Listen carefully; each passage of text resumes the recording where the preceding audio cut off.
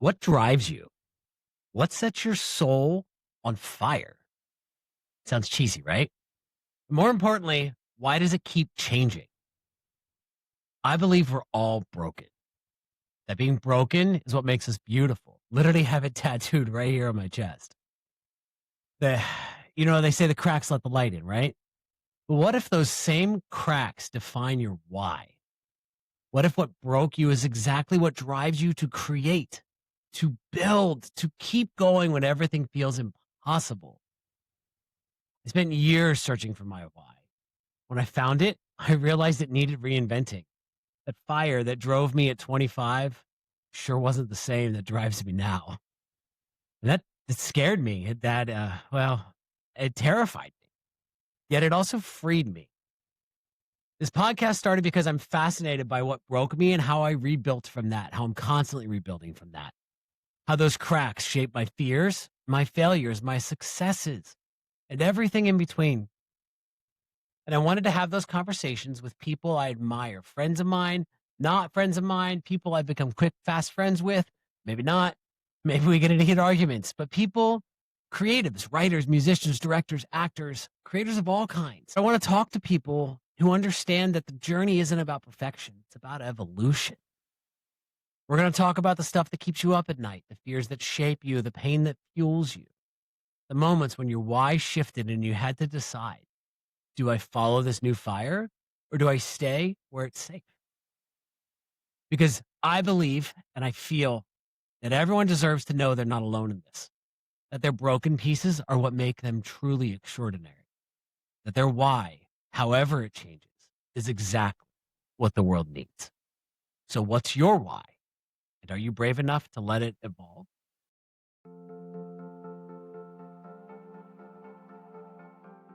Hi, I'm Jay Pemberth, and welcome to the first episode of What's Your Why? My first guest is Jacob Luttrell. You know his work, even if you don't know his name.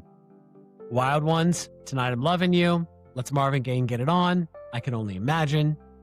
Billions of streams, song tracks that maybe even soundtrack your life. But here's why I wanted to talk to Jacob first. He's never stayed the same. His sound is constantly evolving. His why is evolving. At one point, he literally said, Jacob is dead. And reinvented himself because staying safe wasn't an option anymore. That takes guts. And I wanted to understand what drove that.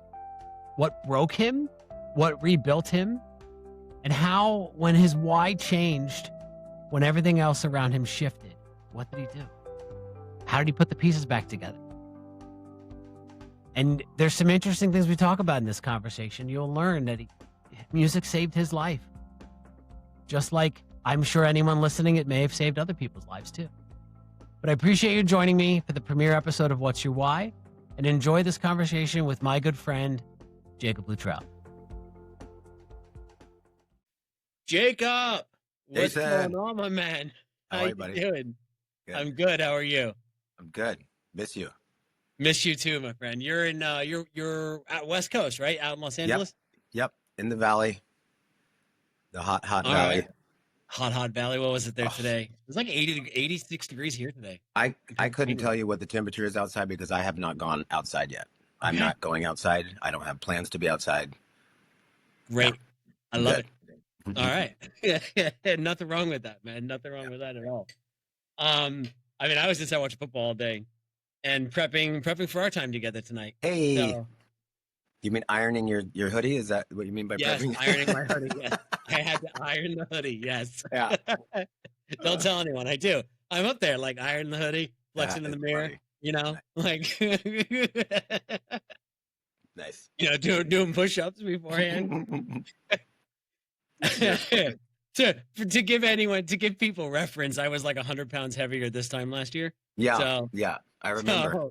Yeah. Dude, I'm really proud of you, by the way. I guess gotta Thank say, you. I appreciate that. It's inspiring. I picked up some weights the other day, and just like every I was Jason. Yeah, it's truly inspiring.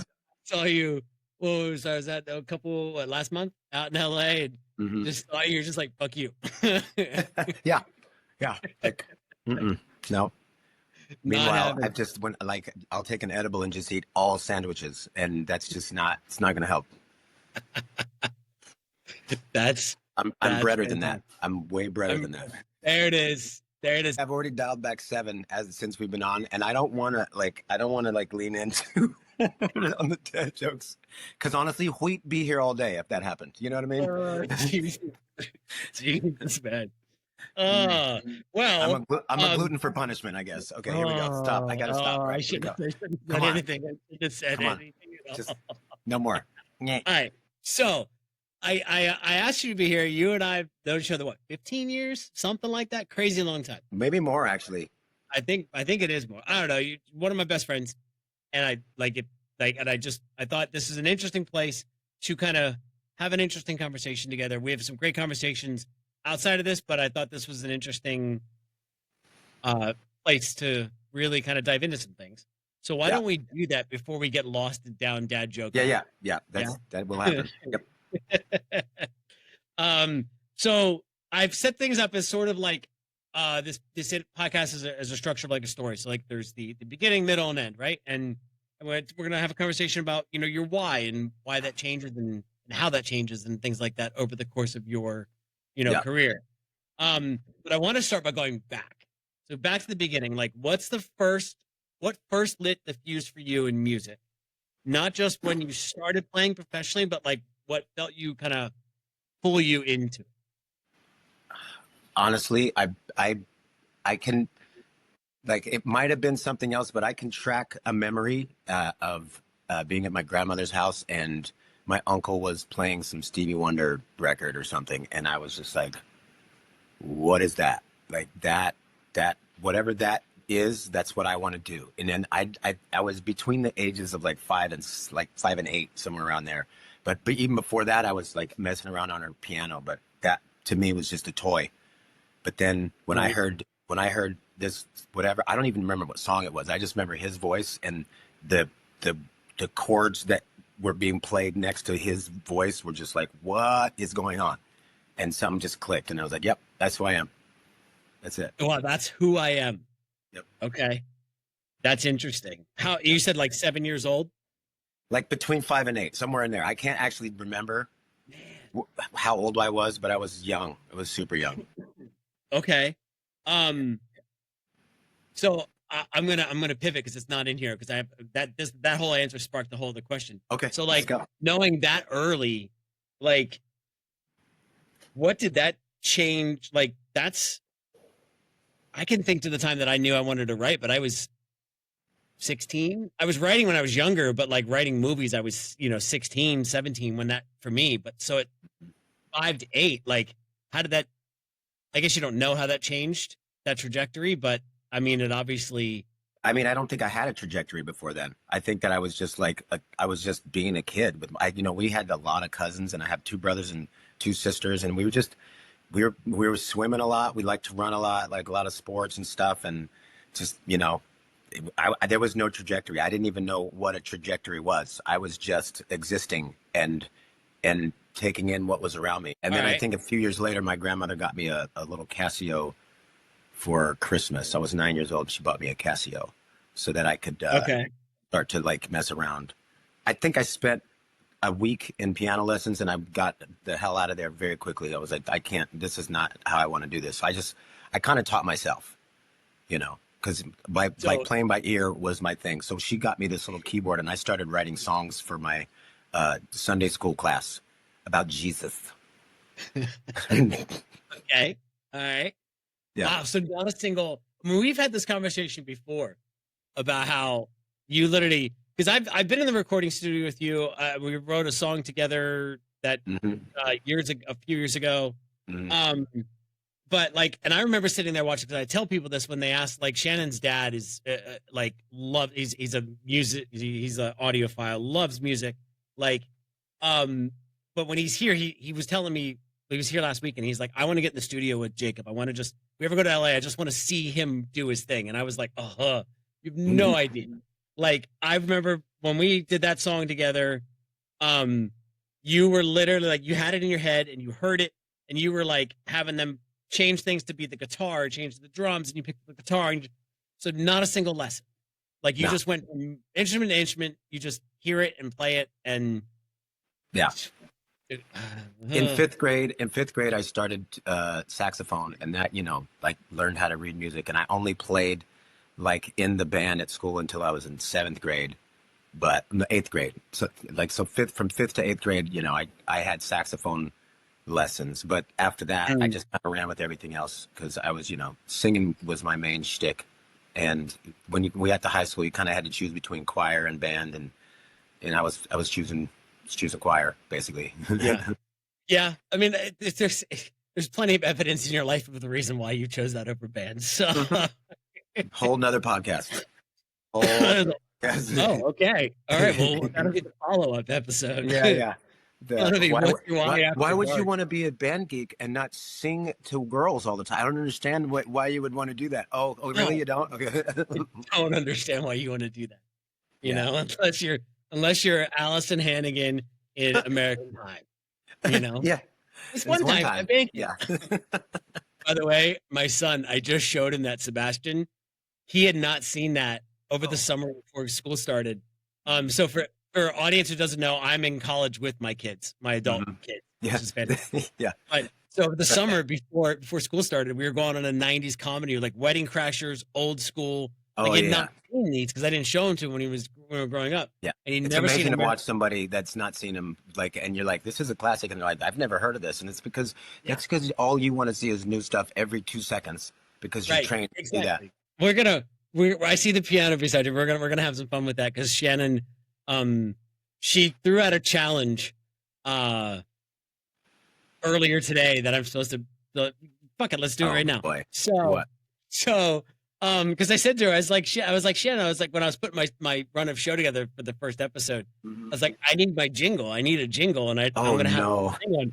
And Shannon goes, "You need to challenge Jacob. I bet you can't write one right now on the spot for what's your why." I don't want to know your ex. I don't want to know where you be. I just want to know what brought you here and what came for you to be. Tell me what's your why? What's your why? What's your why? Look me in my eyes and tell me what's your why? I don't want to know your A or your B or your C. So tell me what's why and why you're here with me. Yeah, anyway, you could just, Yeah, Yeah, we'll work. It's working. it's in progress. We'll workshop that.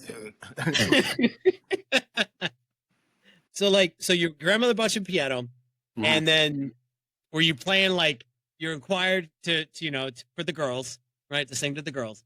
Like were you like performing for they all these artists have these stories about singing for the family or like recording home videos as kids. Like, was that you or I mean, we sang in church.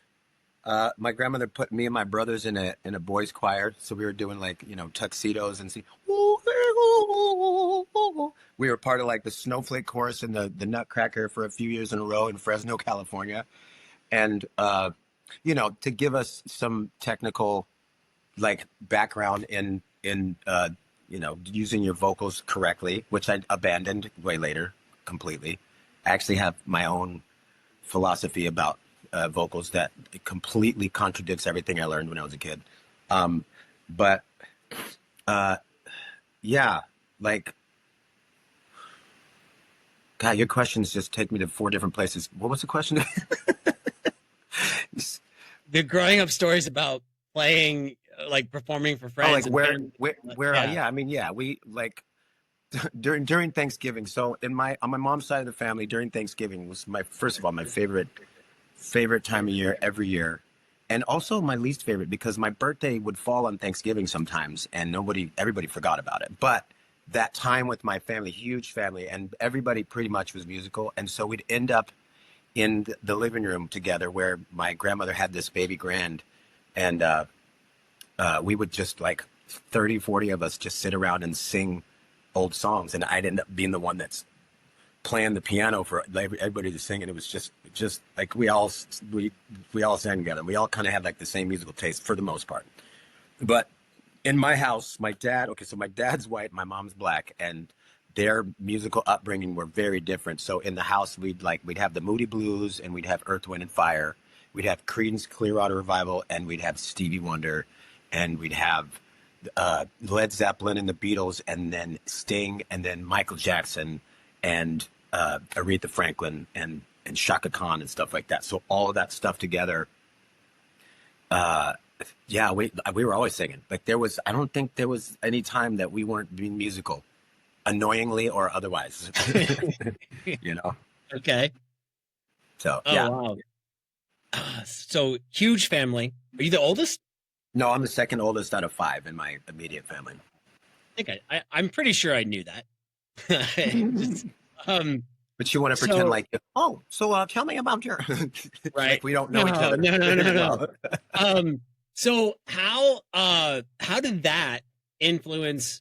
So you're in Fresno, you're doing Mhm. all of that, you're growing up Yeah. doing that. Did you go to like was it college? Was it like straight down to Los Angeles, like fuck it, let's go? I didn't go to college. I before I even graduated high school, I was in a Christian rap band called God Quest, and I was 17 years old when I started that, and 15 when I started, and then 17 when my entire family, my immediate family, moved to Portland, and I stayed in Fresno so I could stay in this band. And once, like, well, like, absolutely believed at that point that my life's calling was to spread the gospel of Jesus Christ across the world, and I just something else happened during that time, and I ended up around like stayed in Fresno, got like regular jobs, a lot of them. I pretty much worked at every single industry you can think of, and then the way I ended up in Los Angeles is I had a friend of mine tell me, "Hey, you should do this audition. Kelly Clarkson and Clay Aiken are going to go on tour together," and it was the first 2 years of American Idol, and they are looking for background singers. And I got you an audition. You just got to come to LA with me. So I went down and did this audition, and got the job. The next day, I was on Jay Leno, like with them. And about a year later, I just said I need to be in LA. Like some of the other band members took me to a few clubs where they do jam sessions that just blew my mind, and I was hooked. I was hooked. And everybody at that time just thought I was a singer. Oh, he's the background singer. They didn't know I was an instrumentalist. But I'd get up on the stage and I say, "Hey, can I play that piano?" And then that's that's when everything took off in a certain way. Okay. What's the coolest memory you have from that experience? Because that's one for any people. That's a really cool fucking experience, right? Yeah. Like you're touring. That was the Idol tours with Kelly Clarkson and Clay Aiken. Yes. It wasn't the Idol. It was the after the Idol tours. It was just their tour, and it was Oh, called okay. Oh, Invincible which is Tour. Yeah. it's called what? Sorry. In the Invincible Tour. Okay. Uh, So anyway, that's a cool moment for most people. So like, what's like? Is there something in that for you that stuck out? Like like just a memory where you're like, oh, yeah. There is. There's a lot actually. There's so many, but I'm just gonna pick one. okay. That tour was going through back through Los Angeles. We did like a U.S. tour. It's coming back through Los Angeles, and like 20 members of my family came to see the show in Orange County. And there's a part of the show where Kelly and I were doing a duet, and being able to sing like a duet with Kelly Clarkson in front of 20,000 people, and my family's like right 10 rows back, and you can just see them all going, wow. It was so cool. It was so cool. It was such an amazing, like I felt like part of me felt like, all the things that I've done to kind of like everything about my life was music, and like I knew that they were rooting for me, and I felt like I made them proud at that moment. It was a moment where I felt like yeah, they were proud of me. Yeah, and I think that was the last time they were proud of me. No. See, I love it. I love it. It's like that. uh, okay. So it's Kelly Clarkson and Clay Aiken the tours, and then was it from there out on your own? Like, sort of trying to discover the path, the evolution of like how you found your style Yeah, at the original style. Because I know at the time we've known each other, your style has changed, and we'll get into yeah. that. I Type mean, of I feel like I don't think that my style has changed. I think I just have too many. And the ear of the listener gets very confused if you throw too many things at it. Do you know what I mean? yeah, So, and as an artist, as an artist that can do pretty much any style, uh, that's a difficult place to be in because I, I want to share everything I have. But what happened for me is while I was in Los Angeles around 2009, I got called to do another audition where a gentleman by the name of Mike Karen wanted me to just show him some of my material and perform some of it and show him some of my writing and stuff. And that opened the door to getting a publishing deal where I was able to write in multiple genres for different artists.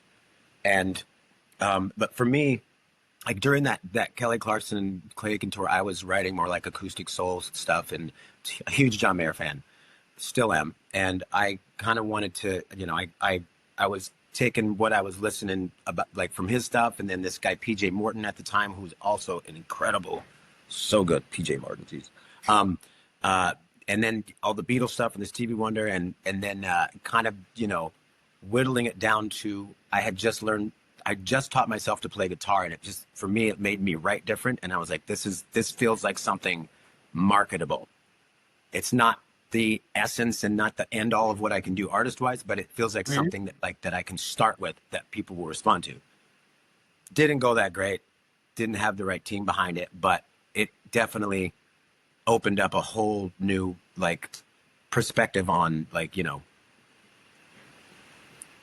I guess I'd say like how to have a through line between all those different genres. You know what I mean?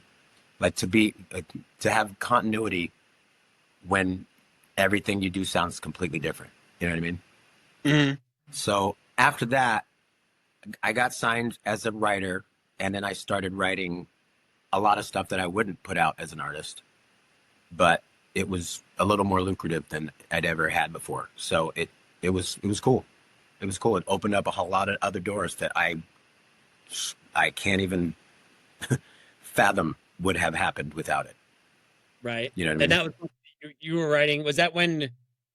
Because I remember visiting you when you were, I think it was at Atlantic Records, Hmm.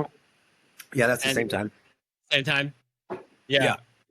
Anything you love, like any particular things that you wrote that you wish during that time that you would have saved for yourself, or or was it sort of you being able to put your stuff in Well, there? I have this like it's kind of a blanket like resentment about all the things that I have out just Okay. because, nobody knows it's me. That's my ego or whatever. But I had this musical mentor a long time. I was 19, and he was like, "Listen, man, don't ever get married to a song because there's a billion songs inside your soul, and you get married to a song, and if you get divorced from that song, you're going to experience pain for that song. So every time I write a song, there's got to be a moment where I go, okay, this could be something that I get to sing to people, or this could be something that people need to hear, and that necessarily not be through my voice. And I still struggle with it sometimes, but it's a philosophy I try to live by because regret and resentment is acid poison that will eat you from the inside. And Mm-hmm. I'm trying to not have that be the case, you know? So yeah, Mm-hmm. I do hear songs that I'm like, oh, because when I demo a song that I'm writing for somebody else, they never sing it like I sing it. There's only a few artists who ever have been like, yeah, I can deliver what you just delivered, but most of them can't because I have something else in my voice. It's something different. It's something ancient. It's just Mm-hmm. there's a rasp that somebody told me after a show. I hear slavery in your voice, boy, and I was like, well, not exactly the word I'd No, use, hey, but you were out in public and they said this to oh you. yeah, right after a show. Yep, Oh man. it was hilarious. It's crazy, and it's not the word I would use, but there's some generational pain that comes Mm. through that is supposed to connect. And, you know, I hate that pain is what really makes the best songs, but it really does. And I'm writing some good shit right now. So, okay, you're getting ahead of yourself, man, because there's a question I know. I'm literally, sorry. literally on that. Um, oh, I almost want to jump to it, but I'm not going to get there. But let's earmark that because Okay. I mean we don't have. Well, okay. Look at you. You're adorable. Dude, there's just. Oh, let's go with it. All I right. know. Yeah. So there's. I don't. I actually agree that they're writing. You know, I'm not. I don't write songs. That's not the thing. Although you do tell me that I can Yet. and I should. You don't And write songs yeah, yet. I want to. Like I gotta figure that out. Yeah. But when I write my own stuff, like my own scripts and everything, Hmm. pain is definitely a motivator for Yeah. that. And like I don't disagree with that. So like I, I want to ask like what are some interesting things you're finding in like why is that as an artist a thing that motivates you? Pain. Um, Like 'cause I know it's what it is for me, like what I'm trying to heal or search through, but like what it is that why does that become such a more powerful place to write from? well, it I would never call it a motivator because that would imply that I'm looking for it so that I can go and use Fair, it. true. Then It's that a valve. It's a changes PSI it. valve. It's a release of it's a opening of pressure that has like it's either going to come out in music or it's going to come out in breaking the wall or it's going to come out Mhm. in yelling at a stranger that does not deserve it. You know what I mean? It's a all energy has to go somewhere, and I would rather put it into something beautiful rather than you know I have crazy anger issues, and I would rather work on that without you know it hurting the people around me, and it has hurt a lot of people around me. So for me, if I can sit in front of a keyboard and cry and yell and like get on a microphone and just like scream notes that make other people feel not alone, then the energy is moving in the right direction. And it doesn't always, but it's a valve. It's a release of like Mm. that. You know what I mean? Right, Yeah. right. Make other people feel not alone. Yeah. Um, that is some like that's a powerful thing, you know? Like I know for me it is like one of my biggest fears I struggled with for the longest time was that literally loneliness, like being alone, you know, which just turned into FOMO and all this other, you know, we've known each other long enough to, you know, and like led to um just down a dark path, right? Hmm. Um, but I think the ultimate, like the reality is we all die alone, you know, and um, but at the same time, like that feeling of being heard, you know, like well, is that what does that translate to you? When like obviously you're writing a song for you, you're working through, you know, you're releasing the valve, right? Hmm. What does but like that I like pivot. What's a song that left you feeling heard and not alone and seen? Is there like a song that sticks out to you in your that has influenced your journey? Uh, a song that what you mean a song that I've written that's made me feel Not that heard? you've written a song that you've heard. Oh, a I've song that I've pivoted, heard from somebody pivoted, else yeah, that made me song, feel heard. someone, Oh yeah, yeah. that literally Uh, you heard that song and went, yeah, man, I don't even know how to pick one, but um, give me five. I don't know, the like other high you five, give know, me five.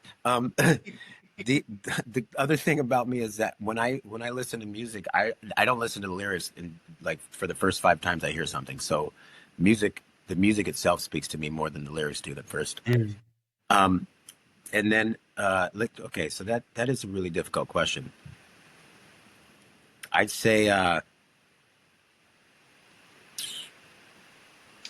man, See, the songs that are coming up for me aren't songs that have like not they haven't made me feel heard. They just touched me in a way that other songs didn't. There's a song by Stevie Wonder called "Summer Soft" that a lot of people don't know, and something about the way it moves, something about the way his melodies and the way he is telling this story about the seasons changing.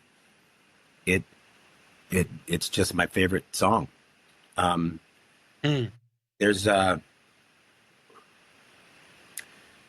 there's a couple John Mayer songs on the Continuum album that have hit me. I Don't Trust Myself with Loving You is one of them. Such a good song. Um, the Teddy Swims era that's happening. I love his stuff. Anytime he sings something, I'm just like, what are you saying to me? I love that stuff. Mm. Oh, Watch Me Dance by Tom Misch is one of those. Amazing, incredible, incredible, incredible. Uh, Okay. God, we could go on for a long. This could be the longest part of the. Oh, Oh right. man, I don't know, man. That's a lot. But Okay. but this is the thing. The thing about that is that like when I write a song that touches somebody else that makes them feel not alone, it's usually because they can't find the words that I've written. Like my talent is like the wordsmith part, and whatever their talent is not that. So they're like, oh, you just said what I've been trying to figure out how to say. And when I hear somebody else's lyrics, I'm never really struggling with that. Sometimes I go, damn, I wish I'd have wrote that song. But, I think that the collective Right. consciousness just gave it to them first. You know what I mean? Oh, the collective consciousness, that shit's real, man. Yeah, I yeah, believe that stuff is, it is. yeah. And that's why when it We, goes to sleep, I write the best songs in the middle of the night because when everybody else is going to sleep, there's room to create. You know what I mean? okay. Yeah. I mean, is that when you were like for you working at night when it's quiet?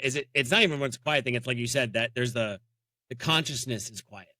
Yeah, it's like there's I don't know. I don't think that I'm ADD, but there's a lot going on in the daytime, and it's hard to focus, no matter what state I'm in. Like I'm just like I am thinking about too many different things because I can feel the energy of everybody else thinking about too many different things.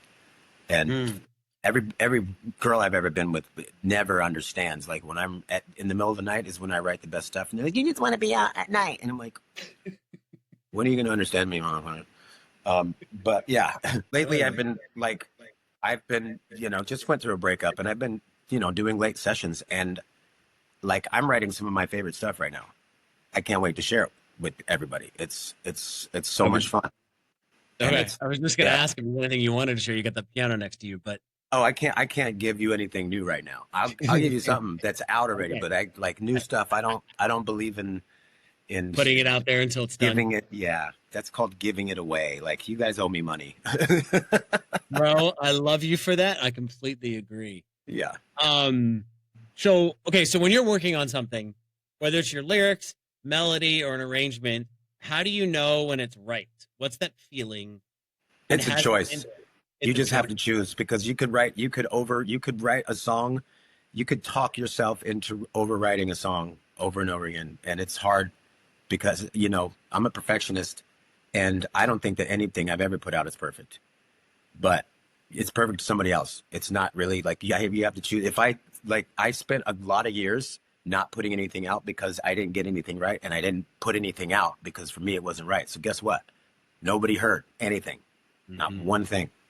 So you just got to Self choose like, sabotage. okay, but give it like have a team of people that have like ears you trust. And when you get it to a spot where you think it's close, play it for them. And if they go, that stop, that's it, you're done. And if they go, it's a little too much, then take heed or don't. But at least have that sounding board to have like people give you like advice. It's Mhm. hard. Ego is always in the way in that way. But yeah. And when we get off this, I'll send you what I'm working on right now just for that Okay. reason. But Okay. your fans No, aren't no, allowed. no, no, not here. No, no, no, no. Absolutely. Love you Yeah. for that. But absolutely. But so has that instinct you're talking about, because that's really kind of what it is, right? But it's also an instinct mixed with dash of self sabotage, right? Or is it vice versa? Probably vice versa, right? Wait, say that again.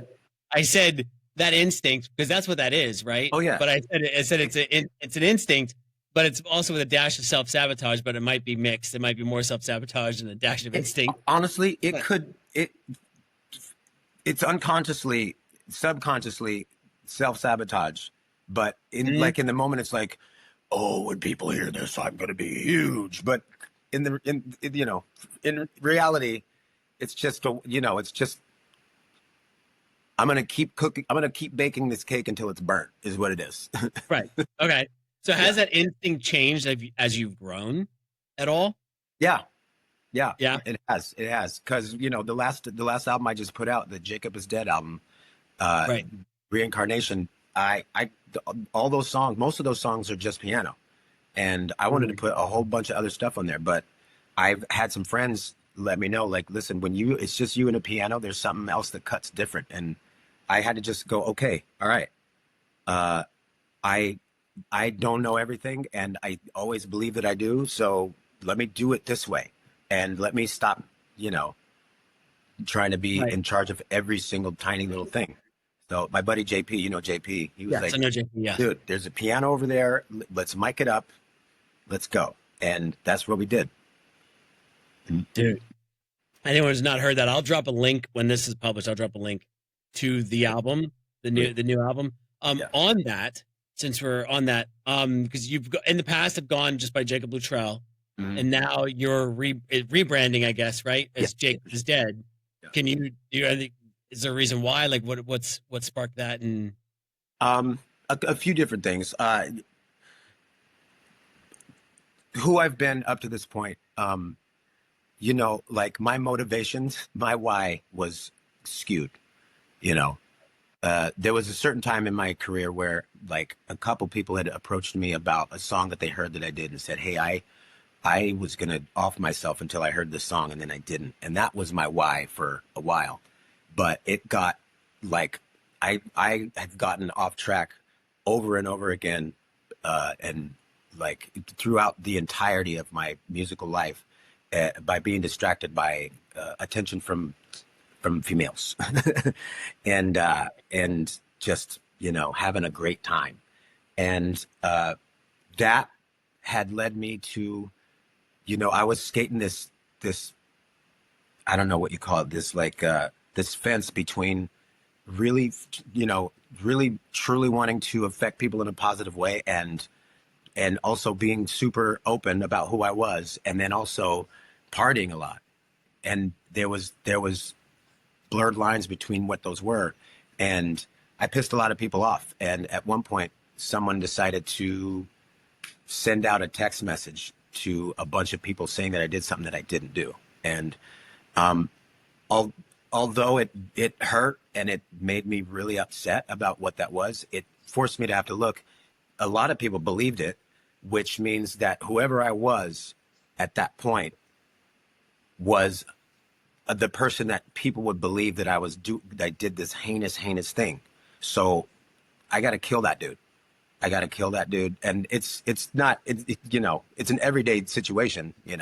There's still definitely parts of my way back past and my recent past, and who I've been and who I've built myself up as, and who my ego is, that are still very present. But I just got to check them more. So Jacob is Dead is about um, being aware that I'm trying to grow and evolve, and whoever Jacob was, he can't be that same person anymore. So I got to kill him.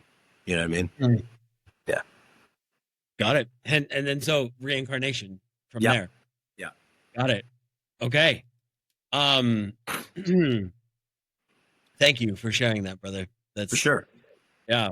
Um, so what's harder, staying true to where you started or allowing yourself to evolve into something new? Those are the same thing. Those are the same thing. Those are the same thing. Being true to where I started is evolution, and is like all of those different influences I had. So where I started, there's no fight between like where I'm going. I like not knowing where the evolution is going is the most exciting part, you know, and that's where it started. So like music was exciting, like what is going to happen next? You know what I mean? Right. Yeah. Huh. There's nothing difficult in either of those things at all. I love all of it. Interesting. Okay. Well, most people though, I would have a feeling would probably feel more comfortable. Well, you know, so I've been saying this thing to my kids lately that if you're not living life uncomfortably, you'll never be comfortable.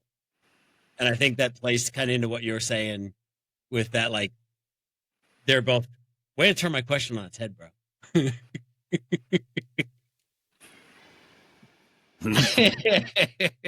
Nicely done. All right. So um so when writers tend to struggle with writer's block, right? And then if there's any times when you're stuck, whether you're creatively blocked or just uninspired, what's something that brings you back? What's your process for getting unstuck? Well, when I really get into that spot, well, first of all, it's a muscle. It's just like any other muscle that you work out. Writer's block. If you're not like writing all the time, your muscle's gonna get weak. It's just gonna, you know. Sometimes an inspiration will hit you, but like I was writing a song, like one or two songs a day every single day for like 3 or 4 years. So my muscle got real strong. And then when I stopped, it was difficult for me to get back into doing that every day. But the things that inspire me when I get there at this point, and even back then, it's crazy. It's Watermelon Man by Herbie Hancock and the Funky Headhunters. I'll put that on. There's no lyrics on it, and I'll just turn it up really fucking loud and just and I'll just be inside that groove, and when I come out of it, I'll at least have an idea of where I'm going next. Or I'll listen to something that I wrote like years ago that never came out, or nobody ever, you know, I didn't place it with anybody that I really thought could have been better, you know. Also, like people ask me who my favorite singer is, and I usually say Stevie Wonder, but it doesn't feel right to tell them the truth. I am my favorite singer. Like Okay. it feels But that's a good thing. really pretentiously egotistical, but I am. I don't know what to tell you. But I'll listen to my old songs and be like, oh shit, that motherfucker's good. And I'll be like, oh, you know what? I remember how I was writing back then. I remember what my process was and why it worked. And I don't necessarily have to do it the exact same way, but at least I'll remember that I'm able to. And most of the time, what I was doing back then was I was literally taking what was going on in my life right then and making up a story about it. It didn't even have to necessarily be the exact thing I was going through, but I could, like, I see things in like movies and like, I love movies. I'm such a student of film and writing, and it's why we connected so well, you know, like that kind of stuff. Storyline is everything for me inside music. So like, I'll just, you know, I'll take something I'm pissed off about, like the dishes didn't get done and it wasn't supposed to be my turn. And then that whatever like little thing was, and you know, that run with that. And how does that go into a story that people would be interested in listening to, you know? But yeah, writer's block it's real. It's really real. Yeah. You know what you do if you want to get out of writer's block? Have your heart broken. It'll go away. Super simple. Yeah. Yes, it absolutely would. And you know what makes me really upset right now is I had another question pop up based on what you were just saying, and I didn't write it down because I was so in this, right? Oh, now it just came to me. I knew as soon as I started talking about that I didn't. So, I don't know if you have ever read The Creative Act by Rick Rubin. I have it sitting up here in the thing. I believe we've talked. You are familiar with him, worked with him, or I don't know if you worked with him. I went to his house once. It was really cool experience. Very cool. Yeah, he talks about this thing, and I believe it's true. When I'm writing, based what you were saying, felt like tapping in. You know what I mean by that? Like, yeah, when I'm working on something, I'll tap in, and like all of a sudden, these characters did something I don't. It's comparable understand. to the flow state of an athlete. Yeah. Flow state. Yeah. Is that sort of what happens when you're like, listen to that, like that song that kind of get that, what was Watermelon, Herbie Hancock, right? Watermelon Man Herbie Hancock and the Funky Headhunters. It's so. So is that like your secret access to the flow state? Like, Yeah, sometimes it is. Yeah. Yeah. I I've love that. used it at least 40, 50 times Okay. to get out of, like, if I'm sitting there too long trying to overthink one line, I'll take a break. I'll tell the engineer, or I'll even stop it myself. Hold on, we're gonna take a break. Just turn on Herbie. Then we go back to it and keep it moving. Oh, I love it. So as a fellow writer, so for me, I'm gonna be so white by saying this, but Don't worry about who you are. You listen. You are so white, so be so true. white. Okay. I know, right? Honestly, if you are, so white. Oh man, It took a long time. I was holding them in, bro, you all day. 45 minutes right now, almost. That's the record for me. That's got to be. We've got to Daily, put that like every day. They're upset. Their eyes keep rolling, and they're like, "My eyes hurt because of all the eye rolling." Yeah. Absolutely. So for me, when I'm stuck, I throw in Dave Matthews Band. Oh, nice. And literally and just like that's mine. Like I'll throw that on. A specific song or Crush. I am your Superman. That's one of them. But Crush, and then oh my goodness. Crash. There's Crash, and then there's oh my god. Why I Am, and then there's just that's the thing is, to me, I don't know the damn names of the songs. It's just like I hear the song. You can the melodies or what? Yeah, that's for sure. And but like to the point where you ask Shannon, my wife Shannon, or any of the kids, I'm like, what's your, like, how do you know when I'm in the zone? And apparently it's because you can hear me going, like just horribly singing, hitting the keys, just going. I'm like, oh, I was singing, like, yeah, no, you were headphones on, singing as loud as you can, heard you throughout the whole house. Like, oh, I love it. That's awesome. Shannon, and for the viewers, my wife is like this amazing singer. Her daughters sing. Oh, her daughters incredible are singers, next level. And so to have me just horribly be doing it, like they need some of that in the house because they're so good. Like they're so good. It's annoying how good they are, but they need They need to know why they're so good. It's by hearing somebody that's not, like the opposite. Right. Yeah. The very opposite end of that spectrum. So okay, so and it's like the tapping in creation stuff. We're gonna bring this circle back to a previous thing you talked about. Do you think that pain makes better artists? This is a two-parter. So this is, you want me to answer the first part and then you want to ask both parts? Let's ask both parts. Sure, yes. Okay. Do you think pain makes better artists? And having lived through your own struggles, what's the difference between channeling pain into your art versus being consumed by it? Consumed by pain? Yes. Oh yeah. I mean, well, I think that there are artists that, everybody experiences pain.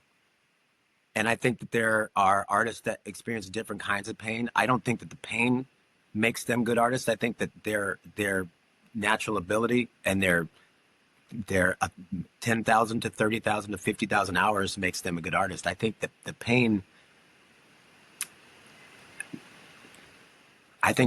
can definitely influence how dark their stuff is, if that's where they're going with it. But I think that the difference between channeling it into your art and letting it consume you is whether or not you see yourself as a victim or not. Because, like I said, everybody experiences pain. And this is the thing that I've actually been struggling with too. Like, I have had this victim mentality, like, I didn't going through all this. But then I had to like take, inventory, like all the choices I made in the wake of pain I left behind me that wasn't mine. Not having that realization is a really great way to let pain consume you. And like we were talking about earlier, like resentment and stuff and pain and resentment it's poison. It's absolutely poisonous. And that, I think, is the difference. doing your best to, like, your art and who you are absolutely two different things. But if who you are is somebody that is trying to evolve into somebody that exudes love, or somebody that at least people feel like you exude love, like somebody that is approachable and somebody that has empathy and understanding, if that's your evolution, then you're not in any danger of letting pain consume you. But if you're all about you, and if you're a narcissist, and if you're just like, I need to be out here making this money, I feel like there's a lot of amazing artists that have let whatever pain that they have felt before turn them into, fuck everybody, I'm doing this for me now, you know. Mm. And there's good music on both sides, you know, and there's a lot of really big fans of a lot of really narcissistic artists, and you know, but you know, that's the nature of art. Art is everything. Art is literally life and death all at the same time. Mm. I mean, it is. Yeah. It's creation. Yeah. You know, and then it dies, its end, and then you're Yep. yeah. Well said, man. That's why Jacob is dead. He's real reincarnated now. Well, he's working on it. He's working on it. Oh, Yeah. okay. It doesn't happen. It doesn't happen like Lazarus all the time. It's sometimes it's a graduous Lazarus. There we go. That was only 3 minutes, but Oh, there's probably been like 30 in the last 5 minutes that you wanted to make. uh-huh. You know me, so I feel seen. I feel seen. Good. I feel seen. So, I don't know if I might have to cut this one out, but do you think that there's artists in your experience in your in your field, do you think that there are artists who chase pain to be able to create? Yeah, for sure. Yeah, absolutely. Interesting. Absolutely. I don't know. I don't know if I have had enough shit has happened. I don't know if chasing pain is. I don't know. That was just a pop up question. There. Like whether or not I think it's the right thing to do, like that has nothing to do with, you know. Right. Yes, I think there are. I don't want to chase it. It finds me. It finds me all the time.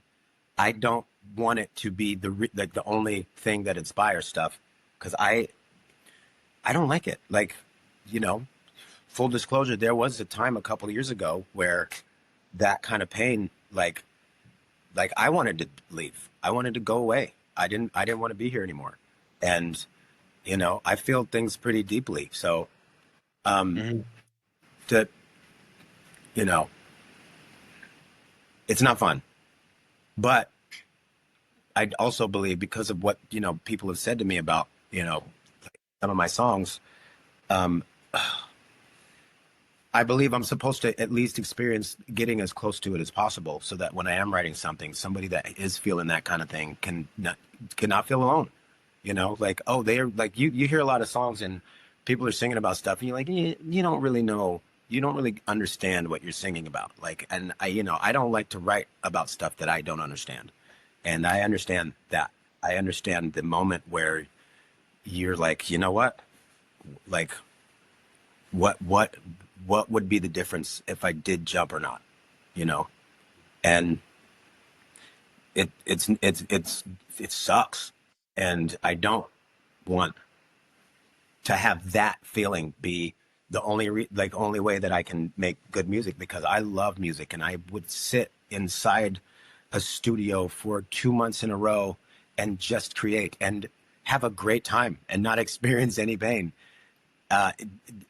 It's really, for me, it's been about accessing old pain, which sucks because you got to go back, and it does come up. And I'm a sensitive dude, you know. I'm like, you know, I believe that, you know, I'm in the philosophy that crying is good for you when it's appropriate, but not all the time.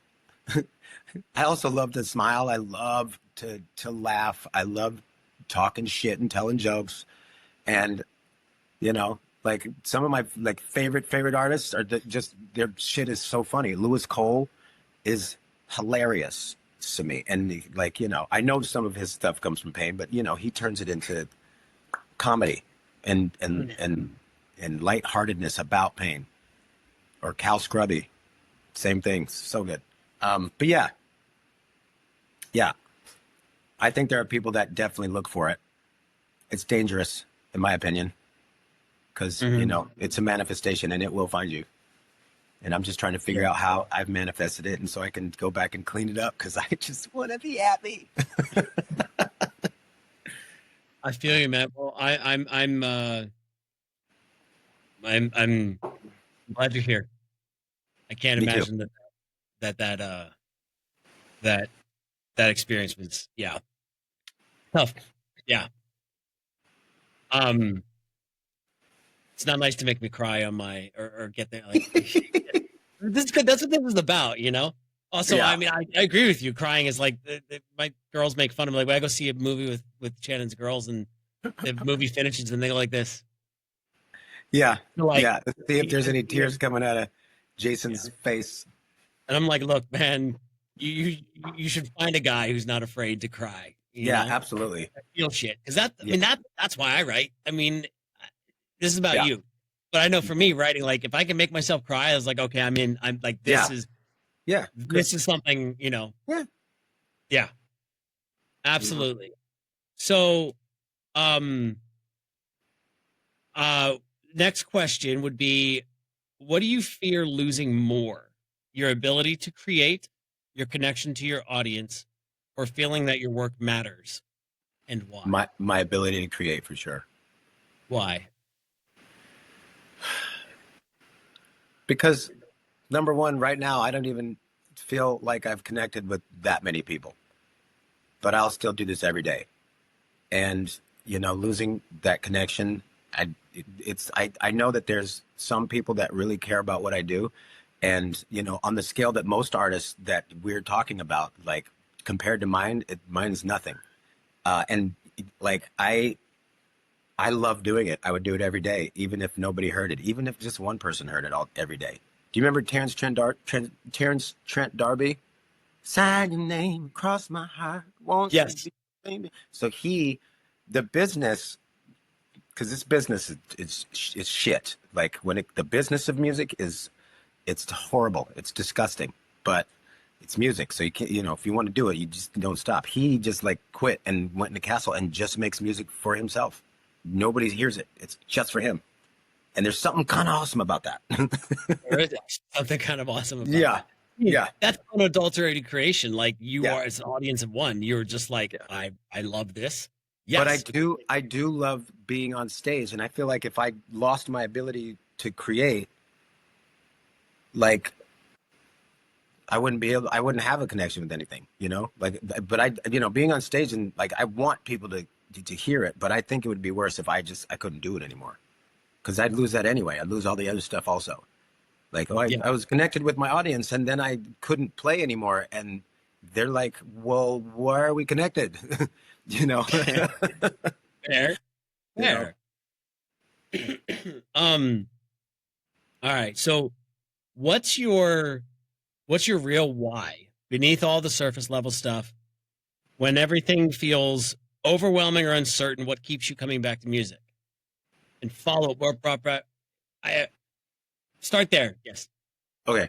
Um, for me, I don't know what it's like for other artists. I don't know, like, I know that there's people that took a shit ton of music lessons and they took singing lessons and they took performance classes and they took, all of this stuff to be the artist that they are. I didn't do that. I it was like breathing. Like, why do I breathe? I breathe because I need to live to breathe. And for me, music has always been this thing where I'm watching all these people work really hard at something that I can just do by breathing. And my why is part of my why is I believe I'm just supposed to. I believe that I was called to do this. And the other why, and the biggest part of the why, is what we were talking about earlier. I didn't really know what the why was until someone looked me directly in my eyes and said, "You saved my life." And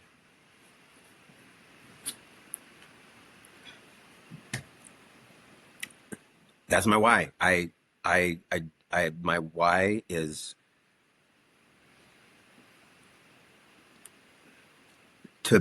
uplift and to save anything that needs to be saved. And I'm not saying I'm a superhero. I think that like everybody has an opportunity to be a superhero at some point in their life, and this is the best way that I could see how to do that, and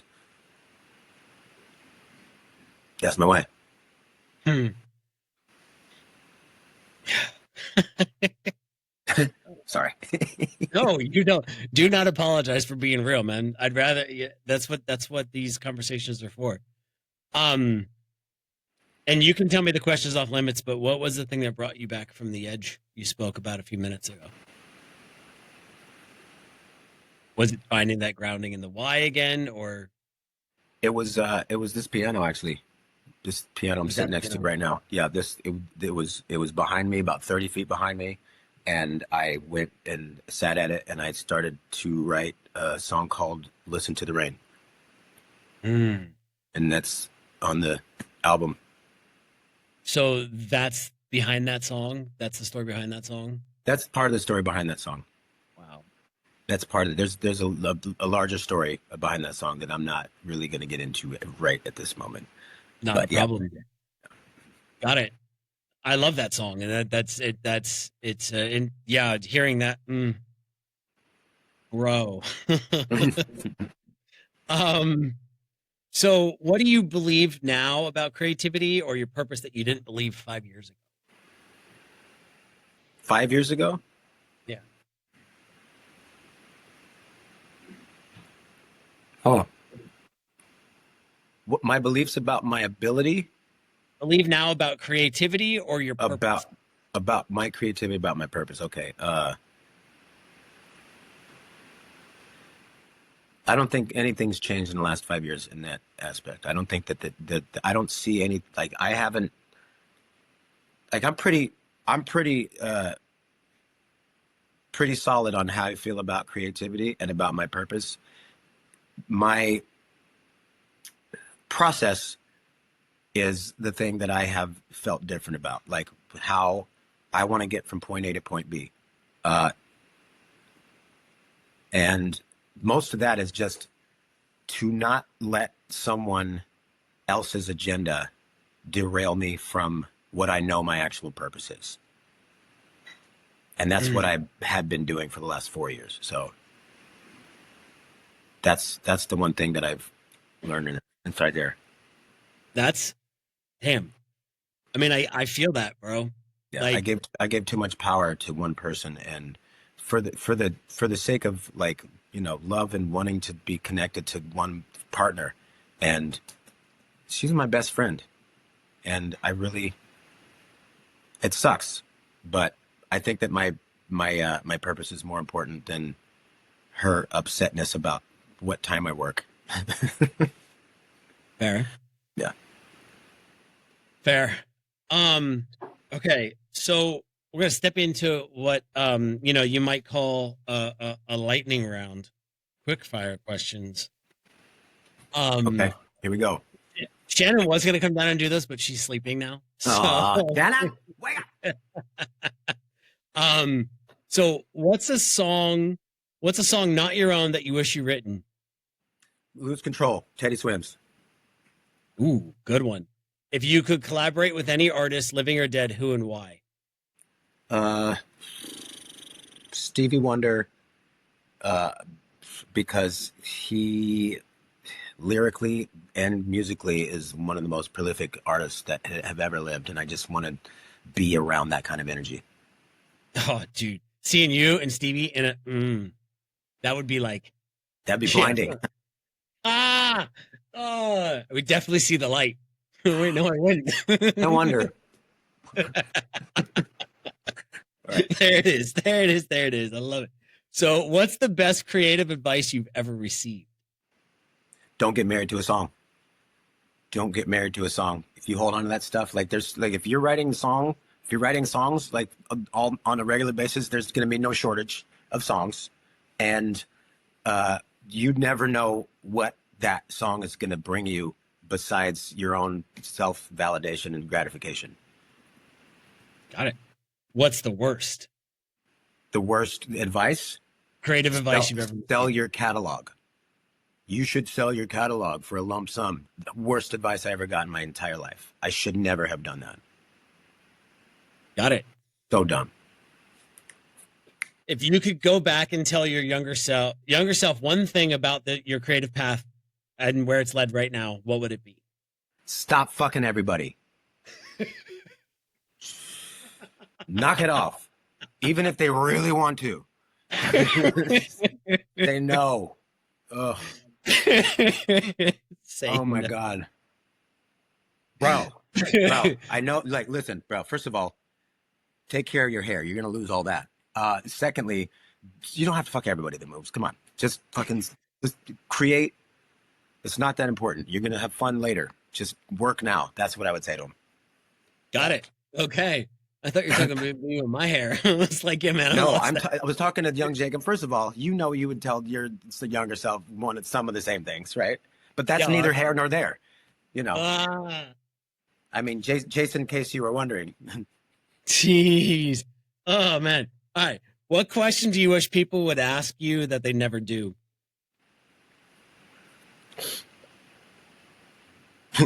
Do you want to come up and sing instead?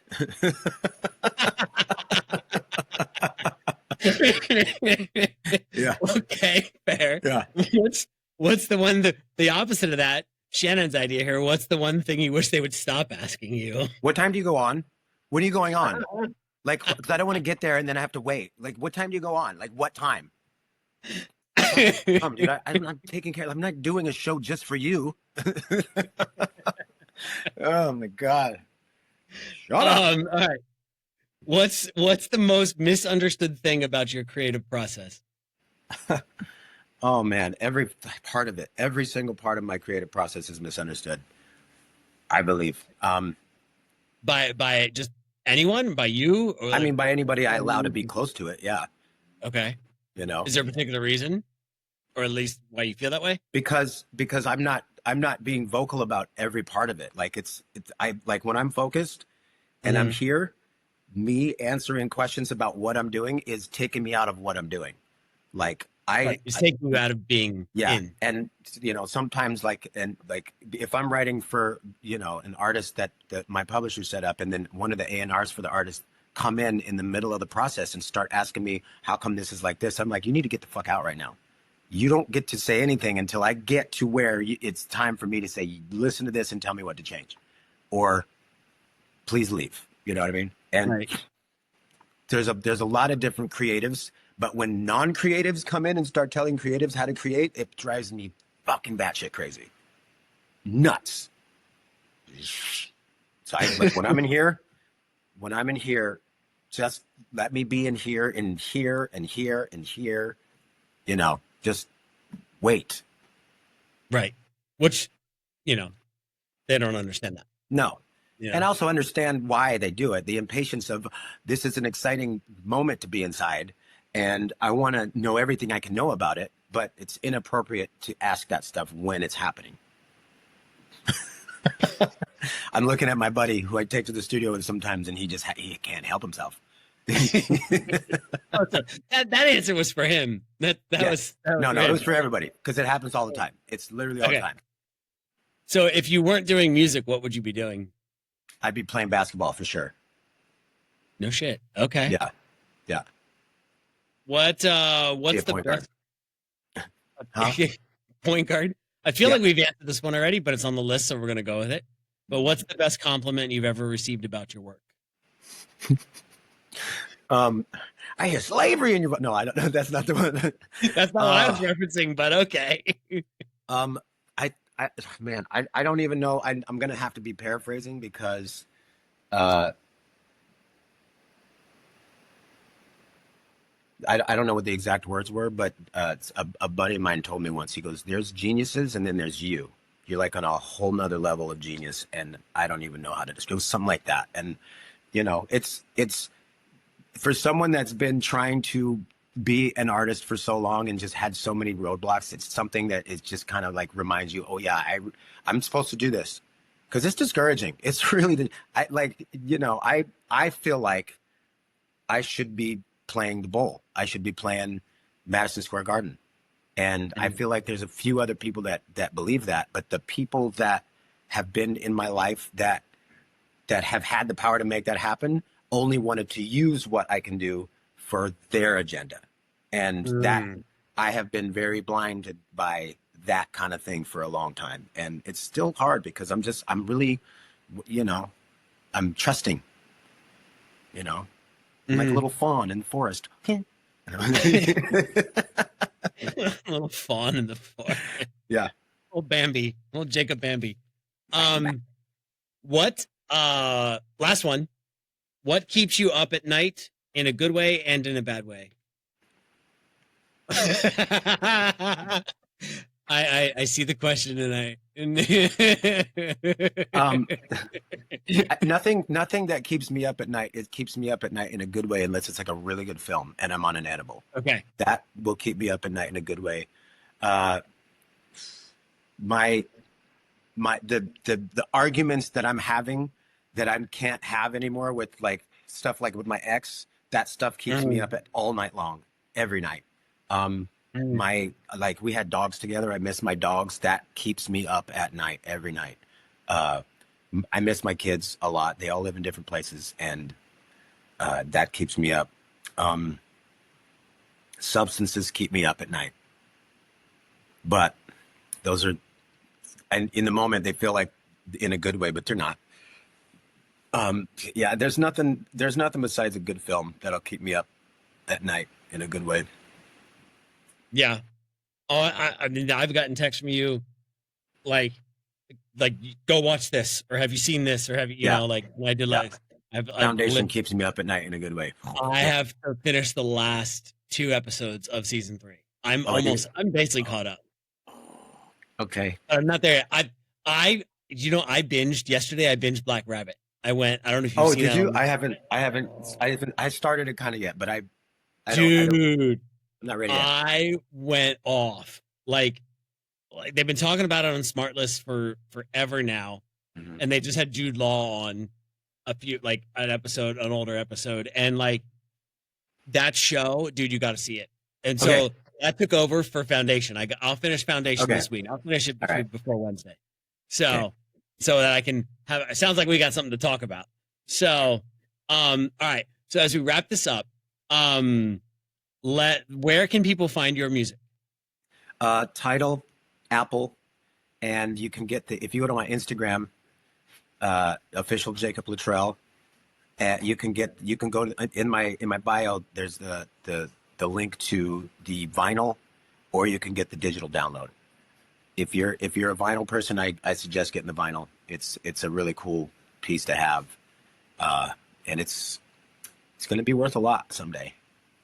It is. Yeah, vinyl. I have it. So this. Yes. Yep. Yeah. There it is.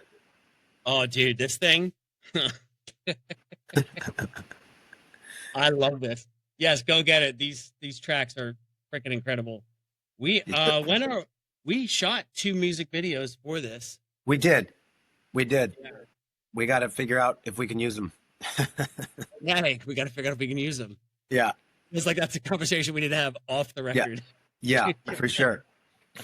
For sure. And then all right. And then I will put links in when this is published. I'll put links to all your stuff as well. And is there anything that you're working on that you're excited about? Absolutely. The whole point of starting this, the release of this one was to start releasing as much as possible. I'm working on the next one right now, and I love everything that I'm doing on it right now.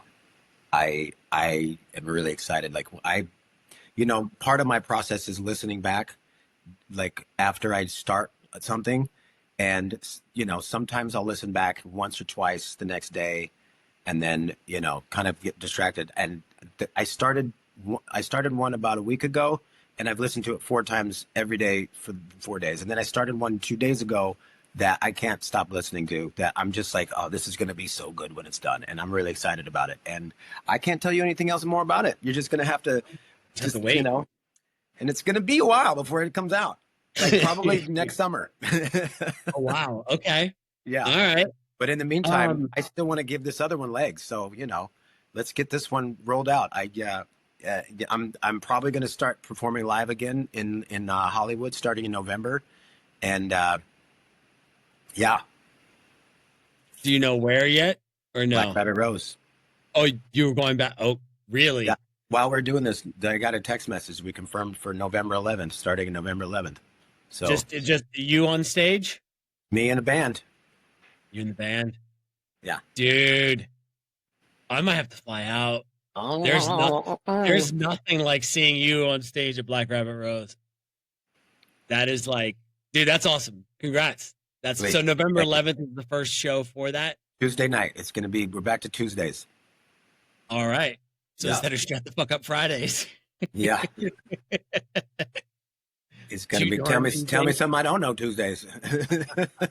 I don't know what it's called yet. I don't know what it's called yet. Awesome, man. That's great. I will put the tickets and everything for that. It's not really tickets, you guys. It's just RSVP. It's a free show. You just have to call the right people to get a seat. And I used to do the seating before. I'm not doing that anymore. I'm going to direct people to the right person, who is Jackson Denning. He's the man. And they can find out about it once they check your Instagram. Yes. Yeah. You'll promote it on there. And it'll be on the Black Rabbit website also. Fantastic. Well, brother, I appreciate you taking some time tonight. Dude. To sit down and chat, you know, and hang out for a little bit and share authentically. Awesome, man. Good to see you. You too, brother. I love you, man. Love you too. Miss you. All right, that's episode 1 of What's Your Why. If you want to hear more from Jacob Luttrell, follow him on Instagram at official Jacob Luttrell, and go listen to the Rain, the song that saved his life, that we talk about in the episode. The link is in the show notes. And if you've enjoyed this conversation and want to be the first to know when new episodes drop, be sure to subscribe to the What's Your Why on Apple Podcasts, Spotify, and YouTube, so you don't miss what's coming next.